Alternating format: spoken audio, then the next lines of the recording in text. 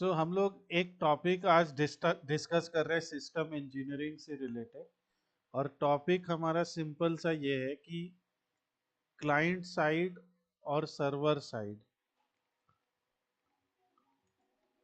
Programming languages के बीच में क्या अंतर होता है, ये कैसे काम करते हैं, इनमें डेटा फ्लो किस तरीके से काम करता है।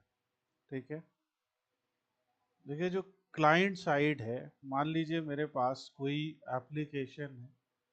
हमारी जो एप्लीकेशन एक सिंपल सी ले लेते हैं कि यहाँ पे हमारा एक ट्रांसपोर्ट मैनेजमेंट सिस्टम है। ठीक है, तो एक ट्रांसपोर्ट मैनेजमेंट सिस्टम को हमें अगर बनाना है जहाँ पे मान लीजिए जो हमारी इसकी जो ऑडियंस है वो कौन है, ट्रक यूजर्स है।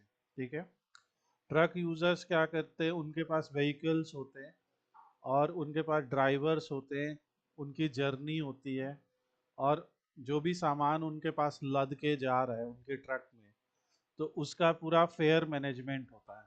राइट, तो हमने सबसे पहले ये चार लिखा। तो अभी हम जैसे एक क्लाइंट साइड की बात करें, तो ये जो हमें यहाँ पे इंटरफेस दिखाई दे रहा है, ओके, जिसमें आपको ये ब्लू पट्टी नज़र आ रही है, ये बटन आपको ब्लू कलर का नज़र आ रहा है, ये हेडिंग नज़र आ रही है, ये इमेज नज़र आ रही है, ये सारी चीज़ जो है ये हमारी यूआई है। और अगर हम यहाँ से किसी भी वेब पेज को हम अभी एक वेब पेज के पॉइंट ऑफ व्यू से बात कर रहे हैं, अगर हम किसी भी वेब पेज को इंस्पेक्ट करते हैं, ठीक है, या सिर्फ कंट्रोल यू प्रेस कर दीजिए, तो आप देखेंगे कि कोई भी वेब पेज आपने खोला है, उसके पीछे जो हमारा प्रोग्रामिंग लैंग्वेज है वो सिंपल HTML है। देख पा रहे हो आप? ठीक है, तो जो जो ये हम लोगों को ढांचा प्रोवाइड हो रहा है ना, ये स्ट्रक्चर, नो मैटर हम कोई वेबसाइट खोल ले, मान लीजिए ये एक ई कॉमर्स वेबसाइट है, इसका भी अगर हम सोर्स देखेंगे तो यहाँ पे भी आपको दिखेगा कि HTML ही है इसके पीछे। ठीक है, तो जब शुरुआत में वेबसाइट्स वगैरह बनती थी, तो HTML के अंदर जैसे ये जो जानकारी है, ठीक है, ये जो जानकारी है ये एक स्टैटिक कोडिंग के अंदर लिखी जाती थी। राइट, जैसे आपने क्या किया कि एक कोड बना दिया, इट जस्ट लाइक एक डॉक्यूमेंट बनाने जैसा आपने यहाँ पे लिख दिया कि H2 ये हेडिंग है, ये दिस इज अ हेडिंग, ऐसे यहाँ पे एक जानकारी आ गई। आपने पैराग्राफ बनाना है, एक पैराग्राफ आ गया। वी आर नॉट लर्निंग यहाँ पे HTML, बट ऐसे करके HTML में टैग्स होते हैं जिन टैग के अंदर जानकारी दी जाती है। तो अगर आपने जानकारी यहाँ पे बिना किसी प्रोग्रामिंग या बिना कहीं डेटा सोर्स से फेच किए डायरेक्ट लिख दी है, ठीक है, तो इसे क्या कहेंगे कि ये स्टैटिक जानकारी है। राइट, स्टैटिक इंफॉर्मेशन ही, स्टैटिक इंफॉर्मेशन जैसे इस पेज में जो कुछ भी आप देख रहे हैं ये एक स्टैटिक इंफॉर्मेशन है। ठीक है, अब लेकिन मैं लॉगिन पे क्लिक करता हूँ, यहाँ पे डेमो क्रेडेंशियल में पास आ जाते हैं, एक फॉर्म आता है। अब जब मैं फॉर्म पे लॉगिन पे क्लिक किया मैंने, तो यहाँ पे लिख के आ गया वेलकम डेमो ऑटो सॉल्यूशंस। ठीक है, तो बेसिकली क्या हुआ, जब हम लोगों ने फॉर्म को सबमिट किया, तो फॉर्म को सबमिट करने पे ये जानकारी, ये फॉर्म जो बना था वो फॉर्म बना था स्टैटिक ही। ठीक है, पर जब हमने फॉर्म को सबमिट किया तो वो जानकारी एक सर्वर के पास गई, उस सर्वर ने, यानी पोस्ट हुई, क्या हुई, पोस्ट। ठीक है, अगर हम गूगल पे आते हैं, ये भी तो एक स्टैटिक फॉर्म है। राइट, अगर मान लीजिए मैंने यहाँ पे एक ऐसे सर्च किया, तो ये जो जानकारी हमारे पास उठ के आई, जैसे यहाँ पे लिखा ना Q is equal to slide slow, तो क्या हुआ कि हमने जब इसको एंटर किया तो ये जानकारी गूगल के सर्वर पे गई, सर्वर ने उस रिक्वेस्ट को देखा, समझा, लॉजिक लगाया और रिटर्न में हमें ये रिजल्ट दे दिया। ये रिजल्ट जो चाहे गूगल पे आ रहा है, भले ही इन्होंने बहुत कंप्रेस तरीके से लिखा है ये HTML ही। ठीक है, सो आंसर इसका सीधा मतलब ये है कि जब भी हम लोग एक वेबसाइट बनाते हैं तो उसमें कई पेज बनाते हैं, और उन पेज में जैसे ये होम पेज वगैरह है, इस पे जो जानकारी लिखी है वो सब है स्टैटिक। अब जैसे मान लो मुझे स्टाफ को व्यू करना है, तुम्हारे हिसाब से ये जानकारी कैसी है, स्टैटिक है कि डायनेमिक है? डायनेमिक होनी चाहिए, क्योंकि आप ऐड और रिमूव कर सकते हो। और डायनेमिक है ऐड कर क्योंकि ये हाँ। डेटाबेस से उठ के आ रही है। ठीक है, यानी ये हम किसी एक्सटर्नल डेटा सोर्स से दिखा रहे हैं। अगर हम ऐड स्टाफ करते हैं, जैसे यहाँ पे मान लो मैंने एक स्टाफ को ऐड किया, मान लो मैंने कहा दीपक, दीपक मान लीजिए हेल्पर है, वन इनका फोन नंबर है, इनकी स्टाफ डिटेल है मान लीजिए, अच्छा हेल्पर है।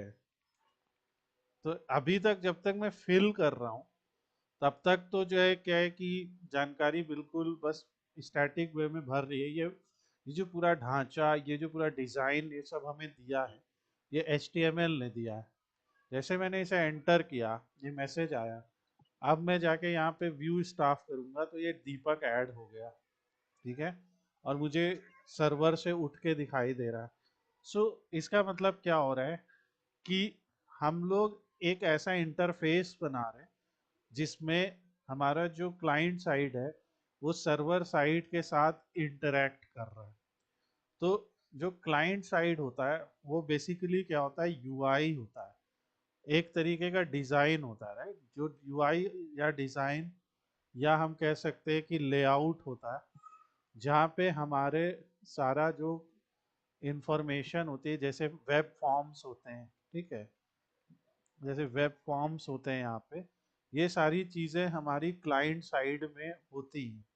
ठीक है, जब हम इन फॉर्म को भरते हैं, अभी हम उस पर भी आते हैं।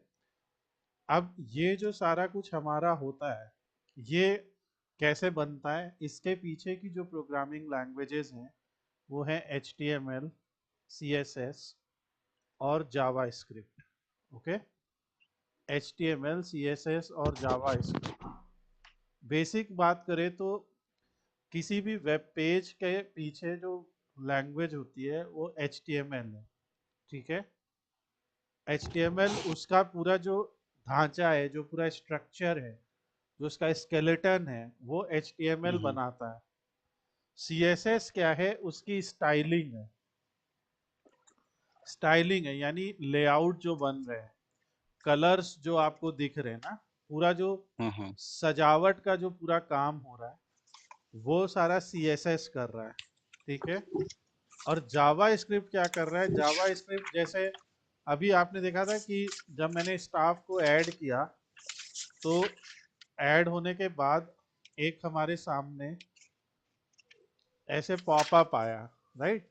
दिख रहा है? या आपको दिखेगा, कई बार दिखेगा साइड में स्लाइडर्स चल रहे हैं, आपकी वेबसाइट में स्लाइडर जा रहे हैं।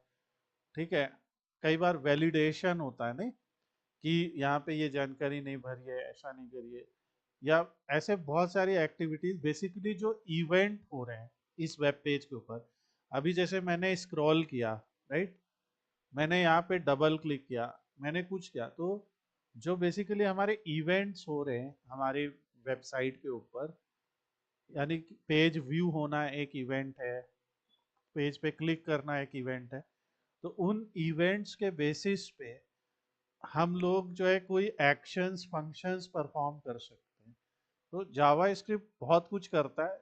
और अब तो जावा स्क्रिप्ट क्या हो गया कि जैसे नोड जेएस और रिएक्ट जेएस जैसी जो प्रोग्रामिंग लैंग्वेजेस आ गई या टेक्नोलॉजीज आ गई, तो उसमें जावा स्क्रिप्ट कई पर्पज से यूज होने लगा। हम लोग उस पर बाद में जाएंगे, पर एक बेसिक बात करें तो क्लाइंट साइड में आपका यूआई के लिए ये सारा रहता है, HTML, CSS, जावा स्क्रिप्ट।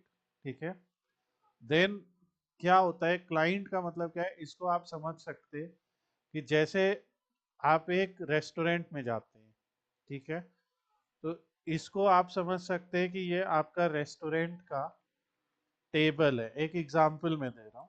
ठीक है, आप जस्ट लाइक अ रेस्टोरेंट का टेबल, अब रेस्टोरेंट के टेबल पे जब आप रहते हैं तो रेस्टोरेंट के टेबल पे आपको सारी रहता है ना, मेन्यू रहता है, आप वहां से कोई चीज को ऑर्डर कर सकते हैं। तो ये ऑर्डर आप किसे देते हैं? अ, मतलब वेटर को। वेटर को, ठीक है। हम्म, देखिए रेस्टोरेंट में एक शेफ भी है, ठीक है। हम्म, ये शेफ जो है, ये खाना बना रहा है, ठीक है, फूड बना रहा है, बेसिकली फूड प्रिपेयर कर रहा है, ठीक है। एंड ऑफ द डे आपको क्या चाहिए? ये फूड ही तो चाहिए, राइट? तो अगर हम हम्म, प्रोग्रामिंग की भाषा में कहें तो मान लीजिए ये फूड हमारा डेटा है, राइट? ये फूड जो ठीक है, है। ये वो डेटा है जो हमें चाहिए, राइट? या हमें कुछ डेटा प्रोसेस करवाना है, वो फूड है। हम यहाँ पे स्पेसिफिकली बात कर रहे हैं कि अगर हम कोई जानकारी देखना चाह रहे हैं, नॉट कि कोई जानकारी, चाहे हम बताना भी चाह रहे हो चाहे हम देखना चाह रहे हो, ठीक है। हम्म, अब यहाँ पे आ जाता है ये वेटर। ये जो वेटर है, इसका काम क्या है कि ये जो क्लाइंट है, ठीक है, ये क्लाइंट कौन हो गया? जो हमारी वेबसाइट को विजिट कर रहा है, या हमारी ऐप को देख रहा है, या हमारे सॉफ्टवेयर को यूज कर रहा है, राइट? हम्म, तो ये हमारा क्लाइंट है। क्लाइंट जो है, अगर कोई हमें वेटर से कोई जानकारी चाहिए, तो ये वेटर कौन है? ये वेटर है server side scripting languages. Is it okay? हम्म, ये वेटर क्या है? Server side scripting languages. Server side scripting languages में जैसे पीएचपी है, पाइथन है, ठीक है, ये सब हमारी हैं। सी शार्प को भी हम यूज कर सकते हैं, राइट? तो हम्म, पहला काम तुम्हारा ये होगा कि, और जावा है तो गेट द नॉलेज ऑफ कि सर्वर साइड स्क्रिप्टिंग लैंग्वेजेस कौन कौन सी हैं। अब जैसे मैंने कहा सर्वर साइड स्क्रिप्टिंग लैंग्वेज कौन कौन सी है, तो पीएचपी, पाइथन, जावा स्क्रिप्ट। अब जावा स्क्रिप्ट जो है, जावा स्क्रिप्ट का एक और भाई है ना, नोड जेएस, मतलब जावा स्क्रिप्ट हम्म, फैमिली का एक पर्सन है, नोड जेएस। जावा स्क्रिप्ट वैसे तो मैंने देखो यहाँ लिखी है, ठीक है, हम्म, इट्स नॉट जावा। जो बहुत लोग गलती कर रहे हैं, ऑब्वियसली बिगिनर्स, ये जावा स्क्रिप्ट है, ये जावा से बिल्कुल अलग है, इसका जावा से कोई लेना देना नहीं, ठीक है। तो जावा स्क्रिप्ट बेसिकली जो पहले बनी, वो आपकी मेनली बनी क्लाइंट साइड पे लॉजिकल ऑपरेशंस वगैरह करने के लिए, ठीक है। मगर जावा स्क्रिप्ट का जो नोड जेएस है, वो आप यूज कर सकते हैं सर्वर साइड पे। तो जैसे आप अगर सर्वर साइड स्क्रिप्टिंग लैंग्वेज में लिखना चाहते हैं, तो यहाँ पे नोड जेएस लिख दीजिए, राइट? ये एक लैंग्वेज है। ये सब जो लैंग्वेजेस है ना, इनका काम क्या होता है कि जैसे अभी आपने देखा कि मैंने एक फॉर्म भरा, ठीक है। तो जब मैंने फॉर्म भरा, तो उस फॉर्म के डेटा का, वो फॉर्म पता है क्या हुआ? अभी ध्यान से देखना, ठीक है। अगर हम एक फॉर्म लेते हैं, तो यहाँ पे देखना फॉर्म, यहाँ पे पढ़ो क्या लिखा, form method is equal to post. हम्म, इसका मतलब क्या हो रहा है कि मैं सर्वर पे इस फॉर्म के अंदर जो जो डेटा है, ठीक है, चाहे वो स्टाफ का फोन हो, चाहे स्टाफ की डिटेल्स हो, ठीक है, चाहे स्टाफ का टाइप हो, ये सब वो वेरिएबल्स हैं, देख पा रहे हो? हम्म, टीएक्सटी स्टाफ नेम मतलब स्टाफ का नाम, स्टाफ का टाइप। तो ये सारी जानकारी एज अ वेरिएबल हम क्या कर रहे हैं? पोस्ट कर रहे हैं। कहाँ पोस्ट कर रहे हैं? ठीक। कहाँ पोस्ट कर रहे फॉर्म में। हैं? फॉर्म, फॉर्म के थ्रू सर्वर पे। हम्म, अभी तो ये क्लाइंट साइड है, ठीक है, क्लाइंट हम्म, के साइड ये फॉर्म खुला है। सर्वर कहाँ है? सर्वर कहीं होस्टेड है, राइट? सर्वर कहीं तुम्हारे पास है। बात समझ रहे हो? तुम्हारे पास कोई डेटाबेस है ना, तुम्हारे हम्म, पास कोई डेटा वेयर हाउस है, जहाँ पे तुम वो जानकारी स्टोर कर रहे हो, राइट? अब वो आ कहाँ से रही है? ऐसे किसी फॉर्म से पोस्ट कर रहे हैं, ठीक है। तो जब हम लोग हम्म, को इस डेटा को वहां तक पहुंचाना होता है, तो हम लोग कौन से मेथड का इस्तेमाल करते हैं? दो मेथड का इस्तेमाल करते हैं, पोस्ट एंड गेट। ये याद रहेगा। पोस्ट एंड तो गेट। पोस्ट मतलब जो कहते हैं कुछ लिखने पे सर्वर के लिए, और गेट मतलब जानकारी पुल पाना। करने के लिए। हाँ। हाँ, मगर यूजुअली हम पोस्ट और गेट दोनों के थ्रू भी सर्वर पे मतलब डेटाबेस में डेटा सेव करा सकते हैं। हम लोग आगे कुछ एग्जांपल देखेंगे, ठीक है। पर जो हमारे फॉर्म यूज होते हैं, तो उन फॉर्म्स में हम लोग अगर अभी मैं तुम्हें दो फॉर्म भर के दिखाता हूँ, तुम बताना कि क्या डिफरेंस तुम्हें नजर आ रहा है, ठीक है। जैसे मान लो मैं एक व्हीकल ऐड कर रहा हूँ, व्हीकल का नंबर है UP 32 ब्ला ब्ला, ठीक है। अब मैं देखो इसको ट्रक है, 14 चक्का ट्रक है, एंटर किया, हम्म।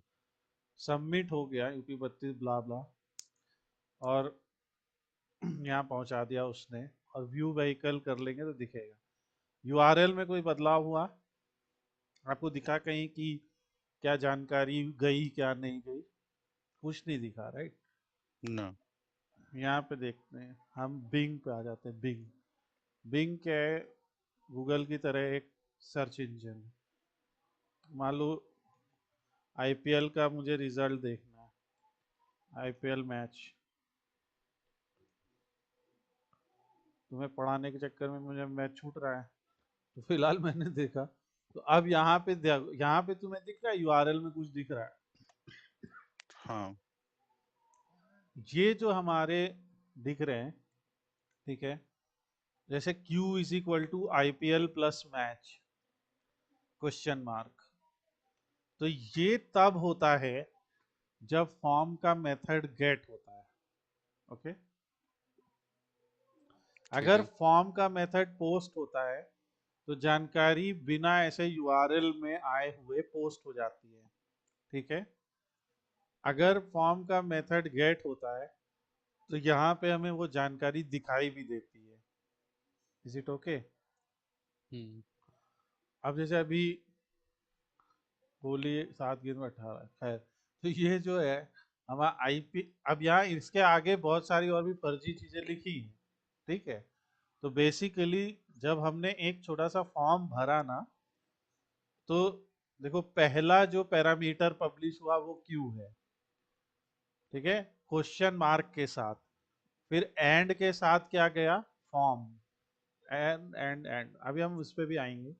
जैसे बेसिकली अगर हम यहाँ पे ऐड स्टाफ कर रहे होते ना, तो कुछ ऐसी जानकारी जाती, अगर यहाँ गेट लगाते तो हम्म। ऐसे जाते, question mark name Mohan, and type driver, and जो जो यहाँ लिखा होगा, phone =1 2 3 4, एंड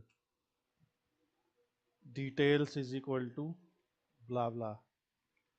तो ये समझ पा रहे हो? तो ये जो हम्म। क्वेश्चन मार्क पहला पैरामीटर जो होता है URL में, जो हमारा क्वेरी पैरामीटर इसको बोलते हैं, तो पहला जो पैरामीटर है वो क्या है? नेम। फर्स्ट वाला क्वेश्चन मार्क के साथ आता है, ये कहीं नोट कर लेना या याद रखना, ठीक है। क्योंकि जब हम लोग को जब हम लोग को API से डेटा फेच करना होगा या API में डेटा घुसेड़ना होगा, तो हम लोग को ये काम आएंगे। पहला पैरामीटर जो होता है वो क्वेश्चन मार्क के साथ आता है, फिर उसके बाद जितने भी पैरामीटर्स हैं वो M% के साथ आते हैं। ये याद रहेगा। Driver and phone. पहला ओके। पहला वाला क्वेश्चन मार्क के साथ होता है, बाकी हम्म। सारे उसके, ठीक है। हम एक काम और करते, यहाँ पे देखो, question mark Q=IPL match, hmm. फिर and form is equal to this, and SP is equal to this, and GS। तो ये अब इन्होंने कुछ अपने इंकोडेड वे में कुछ जानकारियां भरी, but you can hmm. Understand कि ये क्या हो रहा है, राइट। गूगल भी यही करता है। गूगल पे अगर मैंने कहा IPL मैच, यहाँ देखिए Q=IPL hmm. Match and SCA। अब ये क्या है पता नहीं, फ्लिपकार्ट पे आते हैं, यहाँ पे सर्च करते हैं गेमिंग लैपटॉप, पढ़ो Q is equal to gaming Equals to laptop, gaming laptop. फिर and S I D is equal, ये जो ये खूब सारे पैरामीटर हैं ये ट्रैकिंग के लिए हैं बेसिकली। इसका मतलब क्या है, जैसे इन्होंने लिखा ओ ट्रैकर, कि ये इसमें बहुत सारी जानकारी होती है कि ये क्वेरी कहाँ से आई है, यूजर का सोर्स क्या है, यूजर Mm-hmm. कुछ कुछ हो सकता है जो हमें पता नहीं, जो इनके इंजीनियर्स होंगे उन्हीं को पता है वो क्या ट्रैक कर रहा है, मगर हमने तो भैया सिर्फ गेमिंग लैपटॉप सर्च किया था। तो जहाँ पे ऐसे सर्च रिजल्ट आ रहे होते हैं ना, ठीक है, Mm-hmm. वहां पे तुम देखोगे ज्यादा, क्योंकि यहाँ गेट हो रहा है, नहीं खुद सोचो, हम Mm-hmm. ये क्वेरी पोस्ट करके कुछ जानकारी हासिल कर रहे हैं, राइट, तो इसलिए ज्यादातर यहाँ खुला रहता है। पर यहाँ पे क्या हो रहा था, हम ये जानकारी पा नहीं रहे, हम क्या कर रहे हैं, हम इस हम सर्च जानकारी, कर रहे हैं. हम सर्वर पे डाल रहे हैं इस जानकारी को, हम क्या है कि ये एक नया स्टाफ है मेरी कंपनी में आया, इसे ऐड कर लो, राइट, अच्छा. Mm-hmm. समझ रहे ना बात। हाँ. तो इस केस में हम लोग पोस्ट यूज करते हैं। अभी जैसे पासवर्ड वाले जो फॉर्म्स होते हैं, ठीक है, मान लो मैं Mm-hmm. लॉग आउट करके लॉग इन करता हूँ, यहाँ पे अगर मैं सपोज करो पासवर्ड दिखाने लग गया, ठीक है, तो Mm-hmm. गड़बड़ हो जाएगा ना। तो Mm-hmm. तो इसीलिए यहाँ पे भी पोस्ट यूज होता है ना, मेथड पोस्ट। तो बेसिकली Okay. ये है, तो एक छोटा सा जानकारी जो याद रखना है कि पोस्ट और गेट कब यूज होता है, पुट डिलीट ये सब हम वो भी सीखेंगे, पर ये जो है ये हम लोग H T T P server को रिक्वेस्ट कर रहे हैं ना, मतलब सर्वर को हम लोग रिक्वेस्ट कर रहे हैं, रिक्वेस्ट चाहे पोस्ट के थ्रू हो सकती है, गेट के थ्रू हो सकती है, ठीक है। आते एक और सवाल के जवाब पे, हमने उससे पूछा था, तो उसने देखो रूबी, जावा, सी शार्प, तो ये सब नाम जो Mm-hmm. तुम ले रहे थे वो क्लाइंट साइड नहीं है, ये सब क्या है, ये सर्वर साइड स्क्रिप्टिंग लैंग्वेज है, ठीक है, Mm-hmm. Is it clear. हाँ, समझ में आ गया. ठीक है, कुछ प्रोग्रामिंग लैंग्वेज ऐसी होती हैं जैसे पीएचपी, पीएचपी सीधी सीधी एचटीएमएल में घुस सकती है, ठीक है, मतलब इसको कुछ और चाहिए नहीं, पीएचपी में एचटीएमएल लिखो, एचटीएमएल में पीएचपी लिखो, मगर जैसे पाइथन है Mm-hmm. तो इनको फ्रेमवर्क लगेंगे, ठीक है, जैसे जैंगो, फ्लास्क, ये सब इनके फ्रेमवर्क होते हैं, इस पे हम लोग थोड़ा आगे बात करेंगे। जावा भी सीधा सीधा जो है सर्वर साइड पे काम तो करती है, पर इसके थ्रू अगर हमें वेबसाइट वगैरह बनानी है तो जैसे स्प्रिंग के कुछ स्प्रिंग बूट वगैरह फ्रेमवर्क लगेंगे। सी शार्प के थ्रू आप लोकल वाले बनाओ, मतलब जो डेस्कटॉप वाले एप्लीकेशन है बनाओ, मगर अगर Mm-hmm. आपको वेबसाइट बनानी है तो इनका जो डॉट नेट फ्रेमवर्क है वो लगता है, ठीक है। धीरे धीरे और समझेंगे इन बातों को, पर तुम्हें ये समझना पड़ेगा कि कई लैंग्वेजेस ऐसे थे, इसीलिए पीएचपी सबसे ज्यादा वाइडली यूज होती है वेब डेवलपमेंट के लिए, और बहुत अच्छी लैंग्वेज है, बेसिक काम सारे कर देती है, पर जब काम बड़े हो जाते हैं तो फिर हम लोग ये सब ज़्यादा रिलायबल सोल्यूशंस की तरफ भागते हैं, तो उस पर भी आएंगे। तो हम बात कर रहे थे कि एक क्लाइंट है, जस्ट लाइक अ रेस्टोरेंट टेबल, या रेस्टोरेंट में हम लोग खाना खाने गए, हम क्लाइंट है, तो हमको जो कुछ भी दिख रहा है वो H T M L, C S S और जावा स्क्रिप्ट का जो स्टैटिक वाला पार्ट है उसके थ्रू आ रहा है। किसी भी वेबसाइट पे, चाहे मैं फ्लिपकार्ट खोली, चाहे हमने अपनी ये सस्ती वाली वेबसाइट खोली, चाहे जो है कुछ भी ओपन किया, ये सब जो Mm-hmm. कुछ भी हमें दिख रहा है ये सिर्फ तीन चीज़ों से दिख रहा है, okay, H T M L, C S S, JavaScript. जब मेरे सामने ये आ गया ना, तो अब ये वही है, इसके पीछे प्रोग्रामिंग लैंग्वेज क्या है क्या नहीं वो सब हमें कुछ नहीं पता, क्लाइंट को कुछ नहीं पता चल सकता है, राइट। Mm-hmm. फिर ये वेटर क्या करेगा, ये वेटर इस शेफ से बात करेगा। ये शेफ कौन हो सकता है, ये शेफ हो सकता है कोई R D B M S, ये हो सकता है, यानी relational database management system, right, ये कोई R D B M S हो सकता है जिसके जो डेटा को मैनेज करे, राइट, ये कोई डेटा वेयर हाउस, अभी जैसे हम लोग ने थोड़ी देर पहले डेटा वेयर हाउस का आर्किटेक्चर दिखा था, तो उसमें ऐसा ही था ना कि कई सारे डेटा सोर्सेज से जानकारी आके इकट्ठा हो जाती है, ठीक है। आरबीडीएमएस का फुल फॉर्म क्या है? Relational base. रिलेशनल, मैंने उल्टा लिख हम्म। दिया, रिलेशनल डेटाबेस मैनेजमेंट सिस्टम, ये आरडीबीएमएस बोलते हैं। आरडीबीएमएस, हाँ, डेटाबेस मैनेजमेंट सिस्टम, हाँ। तो कुछ फेमस आरडीबीएमएस जो हैं वो हम्म। हैं माई सीक्वल, ठीक है। मतलब हमने नहीं बनाया है, उसने नाम ही है माई सीक्वल। हम्म। माई सीक्वल, पोस्टग्रे, हम्म। नाम सुना होगा, ये सब काफी यूज हो रहा है आजकल ये सब, ठीक है। हम्म। तो अब जैसे हम उससे पूछते हैं कि अच्छा भाई हम इसका यूज करते हैं, हम कहते थैंक यू वेरी मच, अब बताओ सम पॉपुलर आरडीबीएमएस। तो तुम्हें काम क्या करना होगा, ऐसे सवाल कर करके थोड़े से अपने पास रख लो। देखो इसने भी आंसर भी दिया जो सीक्वेंस मैंने बताया, सीक्वल सर्वर है, ओरेकल है, IBM DB2 है, मरिया डीबी है। ये मरिया डीबी माई एसक्यूएल का ही भाई है, फोर्क है, एसक्यूलाइट है, ठीक है। ये सब क्या है, सम पॉपुलर आरडीबीएमएस। इनका काम क्या है, इनका काम ये है, मैं दिखाता हूँ इनका काम क्या है। मैं यहाँ पे एसक्यूएल सर्वर ओपन करता हूँ, ठीक है। जो इसने नाम बताया है ना, उसमें मैं इस हम्म। वाले को ओपन करके दिखा रहा हूँ, ठीक है। सो मेरे पास ये सारे हैं, अभी मैं एक एक करके दिखाऊंगा बाद में। सो यहाँ पे मैं कनेक्ट कर रहा हूँ, तो ये डेटाबेसेस है, राइट। हम्म। ये है सर्वर, ध्यान से समझो, एक सर्वर पे कई डेटाबेसेस है ना, ये चीज समझ में आ अच्छा। रही है। एक सर्वर, हम्म। सर्वर क्या है, एसक्यूएल एक्सप्रेस, मतलब एसक्यूएल सर्वर जो है माइक्रोसॉफ्ट का, उसका हम्म। एसक्यूएल एक्सप्रेस वाला इंस्टेंस इंस्टॉल्ड है।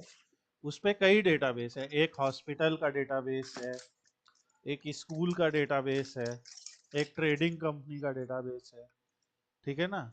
अभी ये ट्रेडिंग कंपनी का डेटाबेस खोलते हैं, तो इसमें कई सारे टेबल है, दिख रहे हैं। हाँ। अब ट्रेडिंग कंपनी क्या होती है, ट्रेडिंग कंपनी कई कैटेगरीज में प्रोडक्ट को बनाती है, ठीक है। जैसे फ्लिपकार्ट है, कई कैटेगरी बनाती नहीं है, बेचती है। और एक कंपनी जो तुम्हें बहुत अच्छे से पता है, हम नाम नहीं लेंगे क्योंकि हम लोग रिकॉर्ड कर रहे हैं। सो अच्छा। जो भी है, तो जैसे हम मान लो ये टेबल, इसको हम लोग एक सेलेक्ट करते, राइट।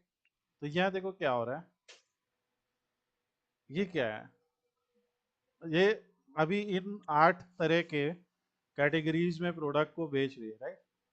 हम्म। इस टाइप की चीजें ही तो यहाँ पे दिखते हैं ना ऊपर, ऐसा कि ये बेचते हैं हम। हमारे एग्जाम्पल में 8 हैं, इनके पास शायद 800 हो, but you get the point ना, कि ये जो सब है ना, ये प्रोडक्ट कैटेगरीज है। फिर आते प्रोडक्ट, अगर हम किसी प्रोडक्ट को सेलेक्ट करते हैं, तो यहाँ तुम देख सकते हो कि हर प्रोडक्ट के नाम के आगे कैटेगरी आईडी लगी है, उसे हम्म। कौन सा सप्लायर सप्लाई करता है ये लगा है, राइट। जब हम्म। ऑर्डर आता है, जब कस्टमर का ऑर्डर आपको रिसीव होता है, तो वो ऑर्डर रिसीव होते समय कौन से एम्प्लॉय ने ऑर्डर रिसीव किया, उसके फ्रेट चार्जेस क्या हैं, ठीक है। फिर एक बहुत महत्वपूर्ण इंक्वायरी या जानकारी है कि शिप वाया कौन है। शिप वाया मतलब कि उसको कस्टमर के घर तक, ये कस्टमर है हम्म। विनेट, इसके घर तक पहुंचाएगा कौन, 3 पहुंचाएगा, ये 3 कौन है। तो यहाँ शिपर में जाओगे तो पता लगेगा कि ये 3 कौन है, फेडरल शिपिंग नाम की कोई कंपनी, राइट।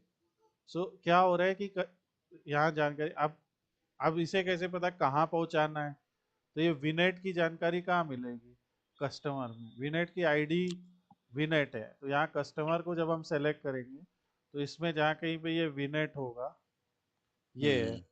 ये कहाँ का रहने वाला है, ये रुए दे ललबाए, जहाँ कहीं भी फ्रांस में, ठीक है, तो उसके हम्म घर पहुंचा देगा। तो ये सारा क्या है, दिस इज ऑल एक सेट ऑफ टेबल्स हैं जो सब आपस में रिलेटेड है ना।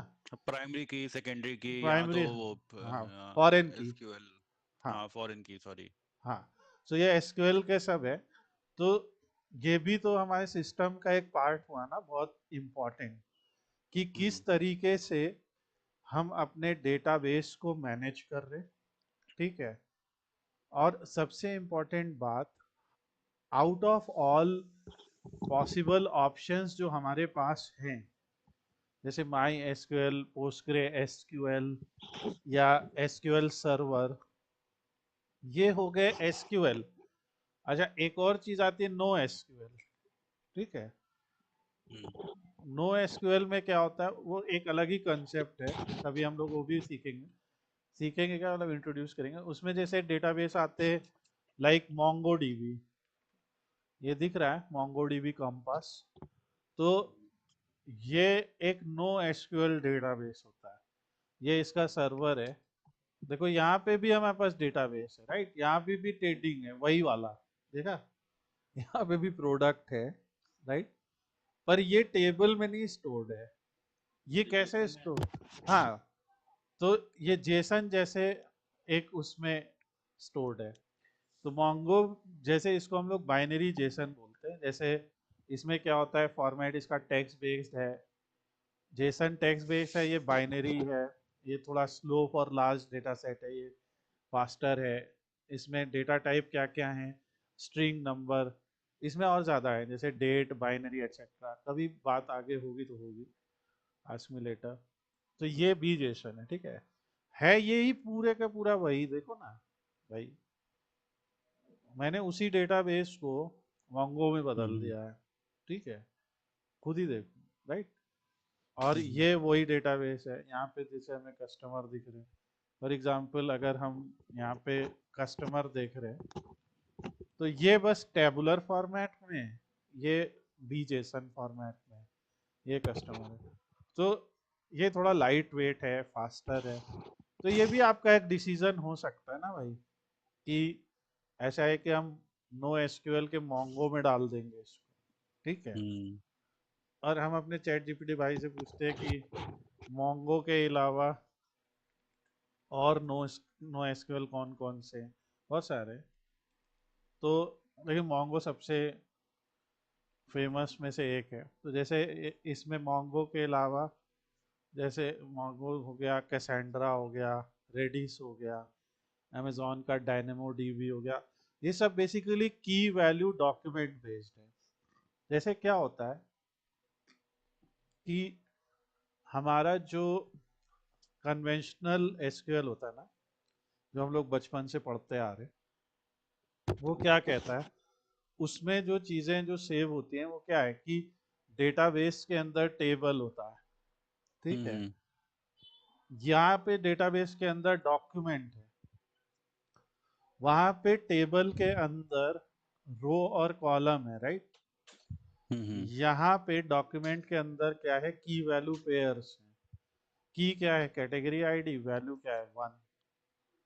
ये थोड़ा समझ में आ रहा है कि नहीं, क्या बोल रहा हूँ, जैसे, यहाँ पर भी कैटेगरी आईडी होगा, यहाँ पर भी कुछ प्राइमरी की होगा, या कुछ आईडी, यो आईडी मेन है उससे वो होगा ना। हाँ, ये अ, ऑब्जेक्ट आईडी से आ रहा, नहीं अ, वो तो हम इसमें भी उस तरीके की रिलेशनल क्वेरी लिख सकते हैं ना, क्योंकि हम्म कैटेगरी, भाई जो कैटेगरी आईडी की वैल्यू यहाँ पे है, वही हम्म अगर हम प्रोडक्ट्स में देखेंगे तो वो आ रही है यहाँ पे, हम्म सो वो आएगी। तो अब यहाँ पे लेकिन जब आप सिस्टम डिजाइनिंग की बात करते हैं, तो क्वेश्चन फिर यही आता है कि आपको किस तरीके की एप्लीकेशंस चाहिए, ठीक है। अगर हम्म हमको ट्रेडिशनल ईआरपी या इस टाइप की चीजें चाहिए ना, तो उसके लिए हमारे जो एसक्यूएल पुराने वाले डेटाबेस है वही बेटर है, ठीक है ना। पर जहाँ पे हमें ज़्यादा फास्ट रिजल्ट्स चाहिए, ठीक है, तो जैसे सिस्टम डिज़ाइन करते वक्त बड़ा क्वेश्चन आएगा कि ये जो शेफ है, किस टाइप का शेफ है ना, कि एक हो गया ना कि फ्रेंच खाना बनाना जानता हो क्योंकि फ्रेंच लोग ज्यादा आ रहे, या दाल चावल बनाने वाला हो क्योंकि इंडियन लोग ज्यादा आ रहे। वो आपको कैसे पता लगेगा? आप यहाँ पे एक सिंपल सा क्वेश्चन पूछ सकते हो, विच when to use NoSQL and when SQL, और मैं रेगुलर एसक्यूएल लिख देता हूँ, in what kind of project. मेरी अंग्रेजी बहुत अच्छी हो गई है, फर्जी का लिख दिया, अब ये खुद ही बताएगा ना तुम्हें। तो ये है कि data is structure and relational हो, क्लियर फिक्स्ड स्कीमा, जैसे मैंने अभी बोला ना, बैंकिंग है, ईआरपी बैंकिंग है, है, हाँ।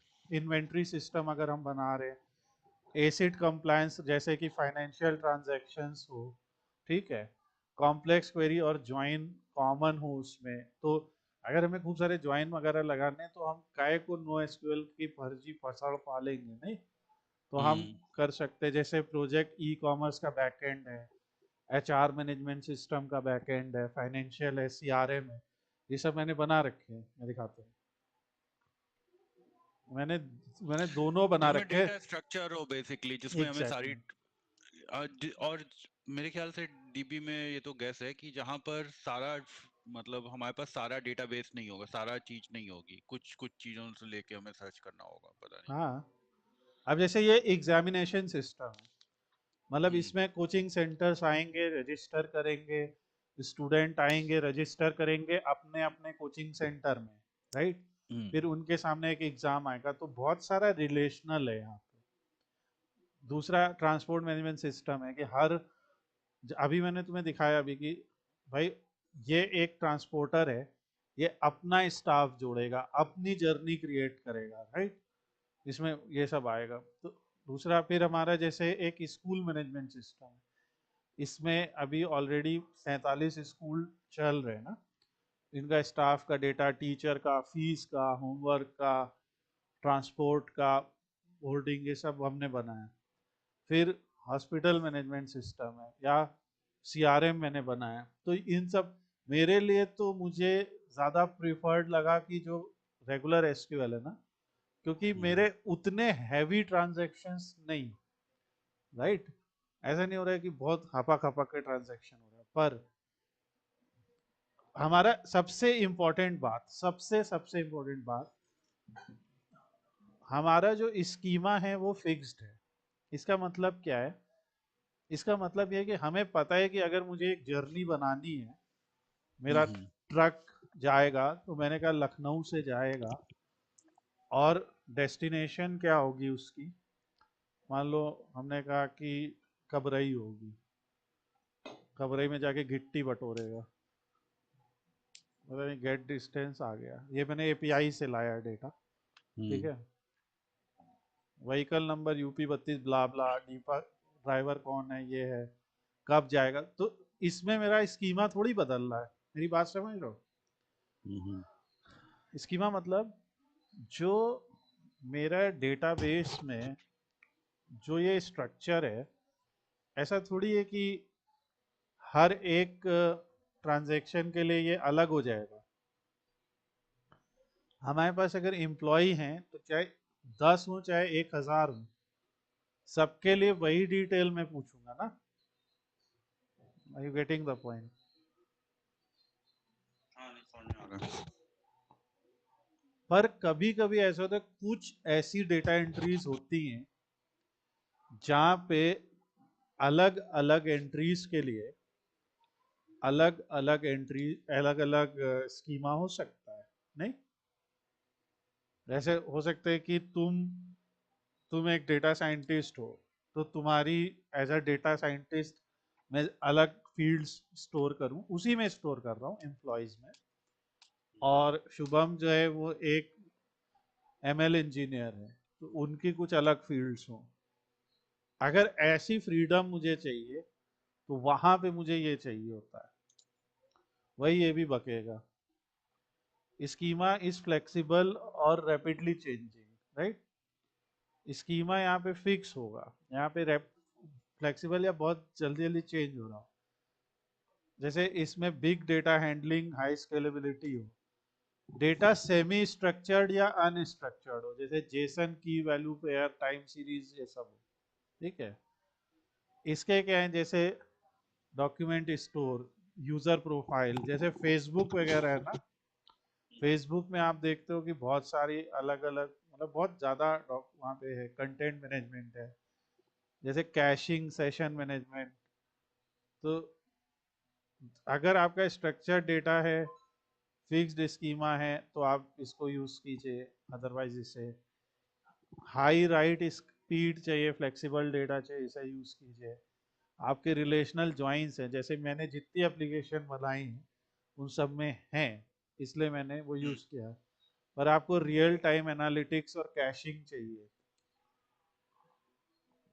इस ये कैशिंग होता क्या है ब्रो? कैशिंग का मतलब होता है, ये एक सिंपल सी भाषा में बताते हैं, हम्म जैसे अभी मेरे पास ये स्क्रीन आ रही है, ठीक है। हम्म जब मैंने मान लो जब मैंने ये अपनी वेबसाइट को लोड किया, ठीक है, तो बहुत सारा कंटेंट, तुम जब इसे खोलोगे तो बहुत सारा कंटेंट तुम्हारे ब्राउजर पे आके स्टोर होगा, हम्म होगा कि नहीं।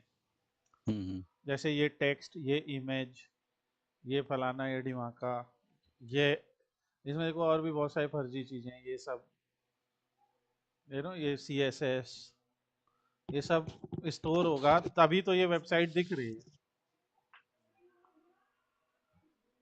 राइट। अब अगर मैं दोबारा इसको रिलोड करता हूँ तो ये फास्ट खुल गई। तुमने कभी नोटिस किया ये चीज? हाँ।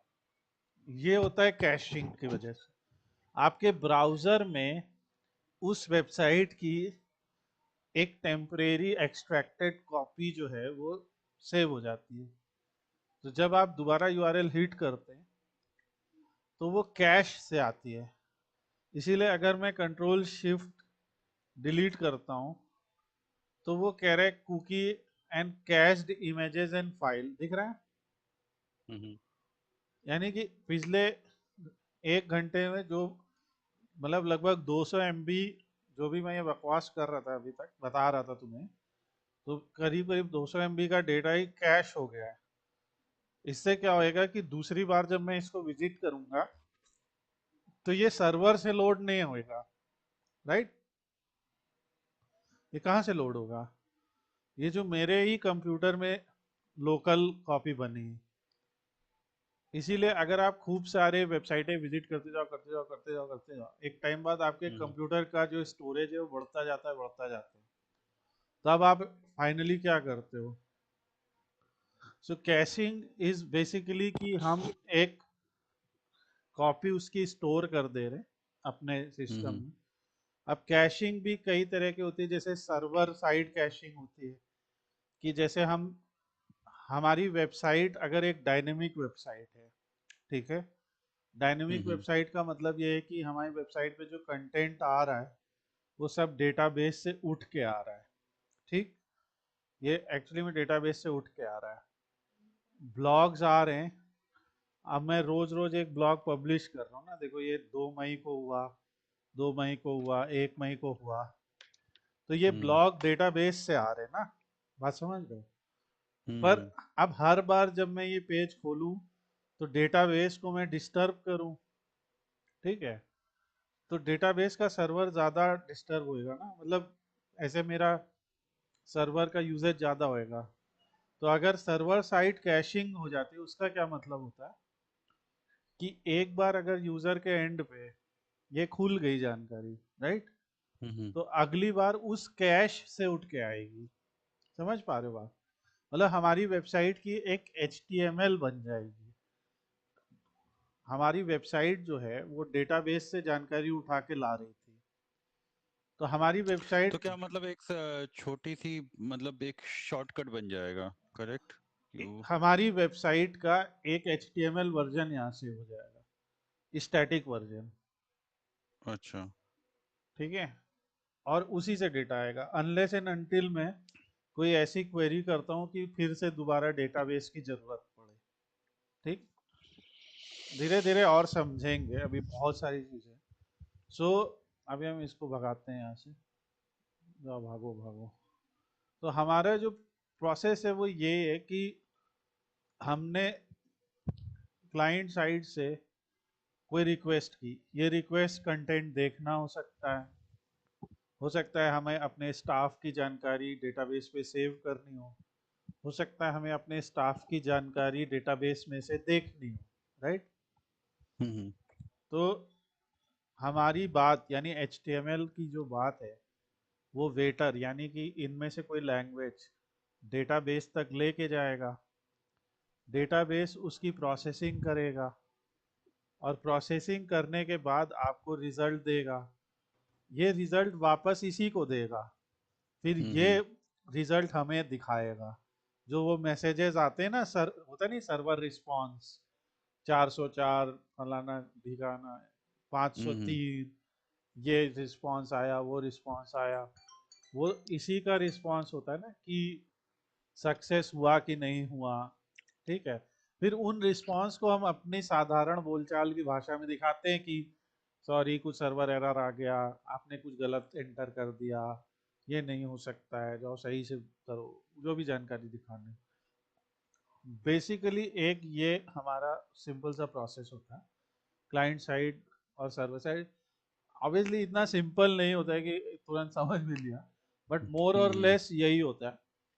और इनको जो है, इनके पास होता है डेटा, अभी जैसे मैंने दिखाया, ठीक है ना, डेटा चाहे एज अ टेबल स्टोर्ड हो चाहे एज अ डॉक्यूमेंट स्टोर्ड हो, जैसे नो एसक्यूएल के केस में, पर इनके पास होता है डेटा, और हम या तो डेटा फेच कर रहे होते हैं या डेटा स्टोर कर रहे होते हैं, राइट, डेटाबेस में। यही एक सिस्टम होता है। चाहे अगर यही सेम चीज़ अगर आपका सॉफ्टवेयर है, तो सॉफ्टवेयर में क्या होएगा, अगर मान लीजिए कोई डेस्कटॉप सॉफ्टवेयर है, तो वहाँ पे शायद HTML CSS जावास्क्रिप्ट नहीं काम में आए, क्योंकि डेस्कटॉप सॉफ्टवेयर में उनकी अपनी अलग लाइब्रेरीज होती हैं, ठीक है, उनके अपने अलग UI UX होते हैं। तो वहाँ पे इसकी जगह कुछ और हो जाएगा, पर मोर और लेस होगा यही, है ना। तुम्हारा हम्म एक डेटाबेस होगा। अब जैसे ये डेटाबेस जो है, यही हमारा पहला आर्किटेक्चर का एक बेसिक प्रिंसिपल है कि आर्किटेक्चर कोई कैसा दिखता है, वो ऐसा है। बाकी तो हम लोग धीरे धीरे और बातें करते रहेंगे। तो हम लोग ने जो सिस्टम डिज़ाइन की बात की, जैसे क्लाइंट सर्वर आर्किटेक्चर है, जैसे फ्रंट एंड है, client hmm interacts with backend server via APIs, application programmable interfaces, right. और ये सब आपस में इस तरह से बात करते, कभी भी क्लाइंट डायरेक्टली डेटाबेस से बात नहीं कर सकता उसको। जैसे आप कभी जा सकते हो कि शेफ के पास चले जाओ, ये शेफ जरा, या शेफ के पास जाके खाना उठा के चले आओ। आप हमेशा वेटर को ही बताओगे, वेटर जाएगा आपकी रिक्वेस्ट लेके अंदर, है ना, वेटर को ही अंदर जाने की अनुमति होती है। उसी तरह का कंसेप्ट है। तो ये हम लोग का एक आज इतना रखो, इसको रिवाइज करो। मैं अभी हम्म रिकॉर्ड भी किया है इसको, सो मैं उस पे एज अ वीडियो डाल भी दूंगा। और हाँ नहीं हाँ, होता क्या है,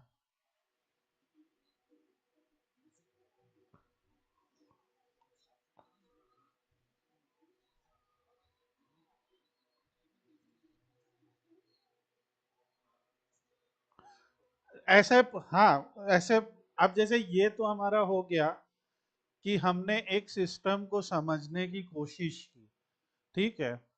अब क्या है कि अलग अलग तरह की रिक्वायरमेंट के बेसिस पे जो रिसोर्सेज है वो अलग अलग इस्तेमाल हो सकते हैं, है ना। अलग अलग, अब जैसे मैंने यहाँ पे लिख दिया HTML CSS जावास्क्रिप्ट, तो जैसे रिएक्ट एक फ्रेमवर्क है, मैं एक नाम बता रहा हूँ, ठीक है। जैसे रिएक्ट और नोड इकट्ठा यूज होते हैं कई बार। तो जैसे अगर आपके react is the library of web and native user interface, मतलब UI बनाने के लिए, और ये जावा स्क्रिप्ट में लिखा है open front end JavaScript library that aims to build user interface, ठीक है। बात तो ये भी घूम फिर के है, इसके पीछे भी HTML CSS थी, मगर इन्होंने क्या कर दिया है, एक लाइब्रेरी बना दी है। उस लाइब्रेरी में कुछ ऐसे सेट ऑफ कमांड्स एक्सेट्रा हैं जिसके थ्रू एक फ्रेमवर्क टाइप का है आपके पास, जहाँ पे आप ज़्यादा अच्छी तरीके से इंटरफेसेस को बिल्ड कर सकते हो। ठीक है, कुछ ऐसी चीज़ें बहुत क्विक भी हो जाते हैं कई जगहों पे। मतलब ऐसा होता है कि अब इसको हम इसकी जो अच्छाइयाँ समझेंगे वो तब, अब तुम हर चीज़ सीख तो लोगे ना कि चलो आज पाइथन सीख लेते हैं, आज पीएचपी सीख लेते हैं, आज रिएक्ट सीख लेते हैं, पर ओवरऑल ये फिर होती है बात ये कि यूज़र की जो रिक्वायरमेंट है, जैसे अभी थोड़ी देर पहले तुमने देखा ना कि हमारे सामने एक कंपैरिजन आया कि कब नो एसक्यूएल यूज़ करो, कब जो है एसक्यूएल यूज़ करो, राइट।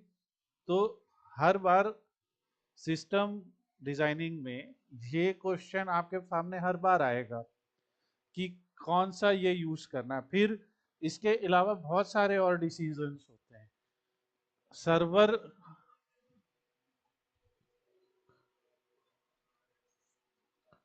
हाँ हाँ,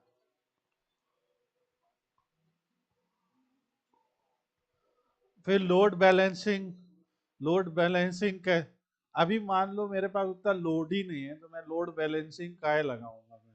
ठीक है, ठीक है। उसके बाद जो फुल स्टैक होता है, जैसे उसमें अभी ऐसे एक टर्म और मैं बता रहा हूँ जो कभी न कभी हम लोग इसकी भी थ्योरी पढ़ेंगे, जैसे CI/CD पाइपलाइन। एक CI/CD पाइपलाइन एक ऑटोमेटेड वर्कफ्लो है सॉफ्टवेयर डेवलपमेंट में that streamlines the process of integrating code changes, testing and deploying applications। ठीक है ना, ये है। दूसरा एक और होता है कि मान लो मैंने आज जो है एप्लीकेशन बनाई और आज वो लेटेस्ट है और सब चीज़ अच्छी है और बड़ी अच्छी चल रही है, ठीक है। पर कल को PHP या पाइथन के वर्जन में चेंज आ गया, माई एसक्यूएल पोस्टग्रे एसक्यूएल के वर्जन में चेंज आ गया, ठीक है। तो हमारे सर्वर में हमने अपडेट कर दिया, हो सकता है हमारी एप्लीकेशन बैठ जाए, हो सकता है ना। तो जैसे एक और चीज़ आती है फिर इसमें, जैसे डॉकर, ये सब भी बहुत सारी चीज़ें हैं जो हम लोग आगे करते रहेंगे। तो जैसे Docker provides a suit of development tool. Basically Docker क्या है कि ये एक आपका पैकेज बना देगा, ठीक है, जिसमें क्या रहेगा कि एक तरीके से जो हमारा सिस्टम जो चलता हुआ है, ठीक है, तो ये क्या लिखा है, देखिए Docker is use to build ship and run, बनाया और उसे दे दिया और रन कर रहे within lightweight container, providing standardised and portable way to package and deploy software across different environment. Basically ये एक तरीके की, जैसे जैसे एक तरीके का तुम्हें इंस्टॉल कर दिया ना पेन ड्राइव में कि ठीक है, तुम्हारा वर्जन ये सारा स्टोर हो गया, अब इस पेन ड्राइव को जाके वहां लगा दो।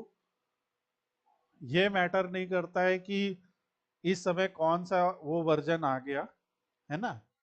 हमारा ये वर्जन यहाँ जो चलता हुआ था वो हमने एक पेन ड्राइव में स्टोर कर दिया, मतलब कुछ उस टाइप का एक चलती हुई पेन ड्राइव थी, वो हमने कर दी, अब ये जहाँ जहाँ लगाओगे ये चलेगी, ठीक है। तो ये जैसे जब, अब इतना इजी नहीं कि क्योंकि इसके खुद के ही अपने कितने कोर्सेज वगैरह हैं, लेकिन ये सब भी यूज होते हैं कहीं ना कहीं सिस्टम में ना, कि हमारे सिस्टम की कंसिस्टेंसी बनी रहे।